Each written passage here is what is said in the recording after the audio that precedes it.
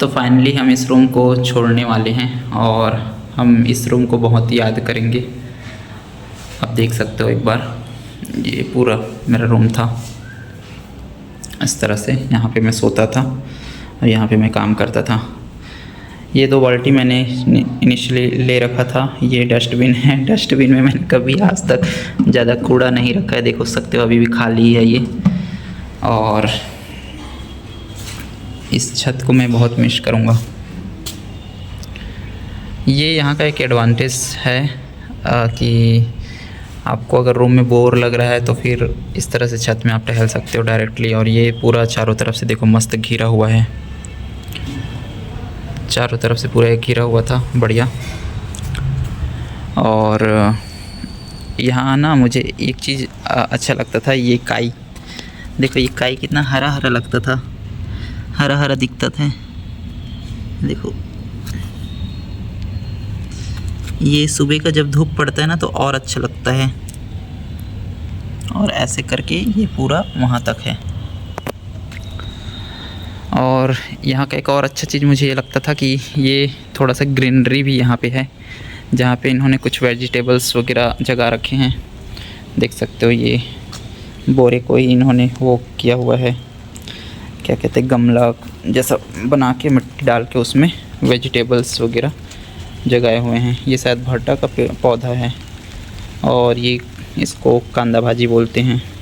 ये शायद वो है मखना, कद्दू, और ये भी बहुत कुछ और है। तो यहाँ पे देखो ये करेले का पौधा है, करेले का। तो ये ग्रीनरी बहुत अच्छा लगता है। कभी भी आपका मन जब फ्रस्ट्रेट होता है या फिर अच्छा नहीं लगता तो आप जब ग्रीनरी को देखते हो, ये एक्चुअल में नेचर तो यही है ना। मतलब जब आप हरे भरे पेड़ पौधे को देखते हो ना तो आपका माइंड बहुत ही काम और बहुत ही आपको अच्छा लगता है। देखो बरबट्टी, ये बरबट्टी है, काला बरबट्टी, और ये इतना इतना हुआ है।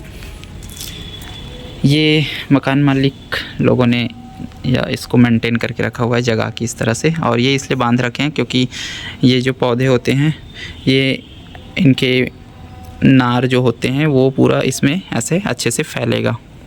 इस वजह से इन्होंने ये इस तरह से सेटअप करके रखा हुआ है।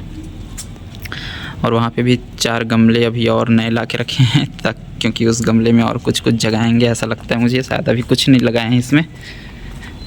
ये देख सकते हो ये कुछ पौधा है, पता नहीं किस चीज़ का है। और ये तीनों गमला भी खाली है। तो यहाँ का एडवांटेज यही था कि ये छत बहुत अच्छा लगता था। और शाम के समय में या फिर सुबह के समय में आप यहाँ पे अच्छे से टहल सकते थे। और यहाँ पे थोड़ा सा पीसफुल, बहुत अच्छा लगता था। यहाँ पे पीसफुल इन्वायरमेंट था। और इधर भी इन्होंने कुछ ग्रीनरी मेंटेन करके रखा हुआ है। यहाँ पे भी देख सकते हो आप, यहाँ पे भी इन्होंने पौधा लगा रखा है। और यहाँ पे ये तुलसी माता का पौधा है। और यहाँ पे इस तरह से बहुत अच्छे से ये ग्रीनरी मेंटेन करके रखा हुआ है। यहीं पे टंकी है तो यहाँ से पाइप से पानी इनमें सुबह और शाम डाल देते हैं थोड़ा थोड़ा, तो ये काफ़ी अच्छा हो जाता है। इस वजह से ये लोग पूरे अच्छे से मेंटेन हैं, पानी वगैरह क्योंकि अच्छे से मिलते रहता है। और इनको प्रॉपर ध्यान भी, इनका केयर भी किया जाता है इनके द्वारा। तो ये एक बहुत अच्छा चीज़ है। ग्रीनरी सबके यहाँ होनी चाहिए। शहर के घरों में ना ग्रीनरी का बहुत ही कमी होता है। लोग बहुत सारे लोग जो शौकीन होते हैं वो मेंटेन तो करते हैं, लेकिन बहुत सारे जो लोग होते हैं वो मेंटेन ही नहीं करते। तो मुझे ऐसा लगता है कि ये सबका होना भी लाइफ में बहुत ज़रूरी है। क्योंकि और जैसे आप यहाँ पे देखो,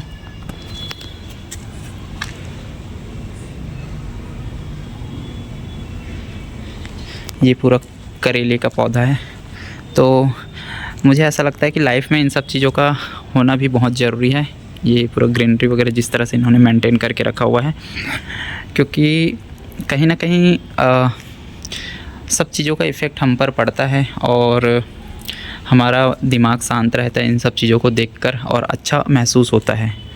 ठीक है, तो इसलिए शहर के लोग जो ज़्यादा चिड़चिड़े होते हैं और ज़्यादा फ्रस्ट्रेट हो जाते हैं या फिर किसी भी चीज़ का इम्पैक्ट उन पर बहुत जल्दी पड़ जाता है, तो उन पे इसलिए ऐसा होता है क्योंकि कहीं न कहीं वो नेचर से डिस्कनेक्ट हो जाते हैं।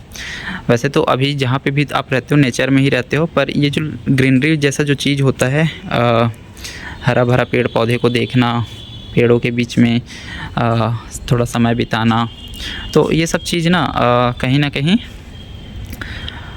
शहर वाले मिस कर देते हैं, जिसकी वजह से उनकी लाइफ में सिर्फ़ ये इस तरह से कंक्रीट के रोड मिलेंगे, उनको कंक्रीट का घर मिलेगा और सब चीज़ वो सीमेंटेड देखते हैं। इवन शहर के जो बच्चे होते हैं वो गांव के बच्चों की तरह उतना सुख सुविधा या आनंद से खेल कूद का एंजॉय नहीं कर पाते हैं, क्योंकि गांव के जो बच्चे होते हैं वो छोटे छोटे लकड़ी से छोटे छोटे घर बनाते हैं, मिट्टी में खेलते हैं और वहाँ मैदान वगैरह बहुत बड़े बड़े मैदान होते हैं, तो मैदान में भी उनका अलग अलग खेल खेलते हैं वो।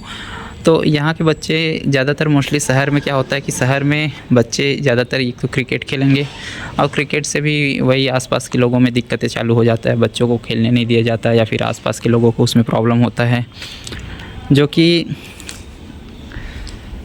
दोनों तरफ से देखा जाए तो दोनों वो चीज़ होना ही है, क्योंकि जिस तरह से शहरीकरण होता है तो बच्चों के खेलने का जगह पे उतना फोकस नहीं किया जाता और कहीं ना कहीं उनके मैदान ये सब भी बिल्डिंग्स बन जाते हैं उन सब में, तो बच्चे भी खेलेंगे तो कहाँ खेलेंगे। और लोगों को दिक्कत भी जब होता है तो वो भी एक जायज़ है, उनका भी बोलना जायज़ है, क्योंकि लोग ऑफ़िस या फिर कुछ प्राइवेट जॉब कर रहे हैं, कुछ अपने बिज़नेस में व्यस्त हैं, कुछ लोग ऑफ़िस कर रहे हैं, तो उनका अपना अलग चीज़ों को लेकर के टेंशन रहता है, उनकी अपनी लाइफ कंडीशंस अलग अलग होती हैं, उनके अपने फ्रस्ट्रेशंस होते हैं, जो भी है। तो इस वजह से अगर वो घर में आके थोड़ा सा शांति महसूस करना चाहते हैं और बच्चे वहाँ पे क्रिकेट खेलेंगे तो ज़ाहिर सी बात है वो लोग भी बोलेंगे। तो मतलब चीज़ें इस तरह से वो हो जाता है ना कि वहाँ पे क्लेश होना मतलब कंपलसरी भी रहता है और वो उसी इन्वायरमेंट पे फिर जीना पड़ जाता है लोगों को।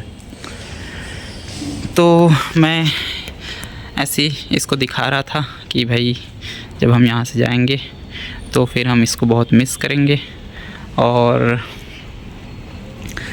अगर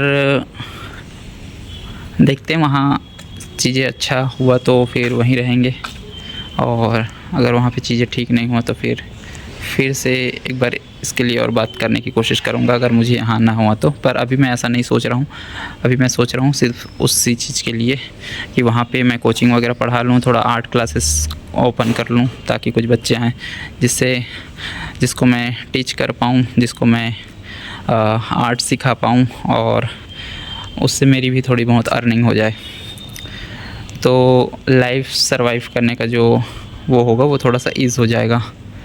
बाकी यूट्यूब वगैरह पर तो मैं काम करता ही रहूँगा।